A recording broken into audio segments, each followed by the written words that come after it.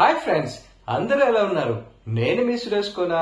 ఈ రోజు మన కోనవారి ముచ్చట్లో మన ముచ్చట మన సిద్ధు జొన్నలగడ్డ గారు నటించిన డీజే టిల్లు సినిమా ఎంత పెద్ద హిట్ అయిందో మనమంతా ఎంత ఎంజాయ్ చేశామో మనందరికీ గుర్తే ఉంటుంది.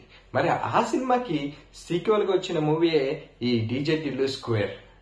ఈ సినిమా ప్రేక్షకుల ముందుకు వచ్చింది. మరి ఈ సినిమా ఎలా ఉంది, ఈ సినిమా యొక్క విశేషాలు ఏంటి, అలాగే ఈ సినిమా సిద్ధు జొన్నలగడ్డ గారికి మరొక హిట్ గా ఉంటుందా లేక ఇది కాపీగా మాత్రమే మిగిలిపోతుందా? ఈ విషయాలన్నీ తెలుసుకోవాలంటే దయచేసి ఈ వీడియోని మొదటి నుంచి చివరి వరకు చూడండి. అలాగే ఇంకా ఎవరైనా నా ఛానల్ సబ్స్క్రైబ్ చేసుకోకపోతే దయచేసి నా ఛానల్ ని సబ్స్క్రైబ్ చేసుకుని నా వీడియోని లైక్ చేస్తూ షేర్ చేస్తూ మీ విలువైన ఫీడ్బ్యాక్ ని కామెంట్ రూపంలో పెడతారని నా మనవి. సిద్ధు జొన్నలగడ్డ గారి కెరీర్ లోనే the biggest hit DJ Tillu. ఆ సినిమా ఒక తెలంగాణ యాసలో ఒక ఎడ్డి కుర్రాడు హీరోగా చేసినట్టు మన సిద్ధు జొన్నలగడ్డ గారు ఆ సినిమాతో మనల్ని అందరితో ఆకట్టుకున్నారు.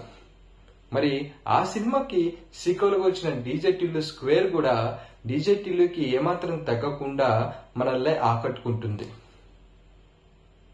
ఇంకా ఈ సిద్ధు జొన్నలగడ్డ గారు తన నటనతోనే కాకుండా తన రచనతో కూడా మనల్ని ఎంతగానో ఆకట్టుకున్నారు.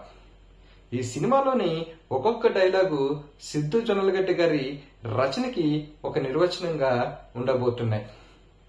మీరు థియేటర్లో ఫస్ట్ హాఫ్ లో అయితే కడుపుబ్బ నవ్వుకుంటూ ఈ యొక్క డైలాగ్స్ కి మీరు ఎంజాయ్ చేస్తూ ఉంటారు. ఈ సినిమాకి main plus point first half లో ఉన్న మెస్మరైజింగ్ కామెడీ, అలాగే సన్నివేశాలు.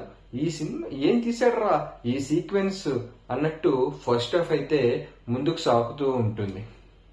ఇంకా ప్రీ ఇంటర్వల్ క్లైమాక్స్ కూడా మనల్ని ఎంతగానో ఆకట్టుకుంటుంది.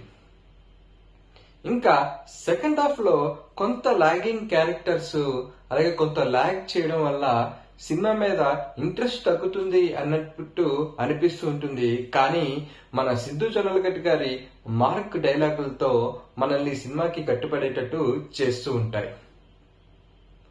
ఓవరాల్ గా ఒక మంచి ఎబో యావరేజ్ మూవీగా ఈ డీజే టిల్లు స్క్వేర్ అనే మూవీ అని మాత్రం ఉండబోతుంది.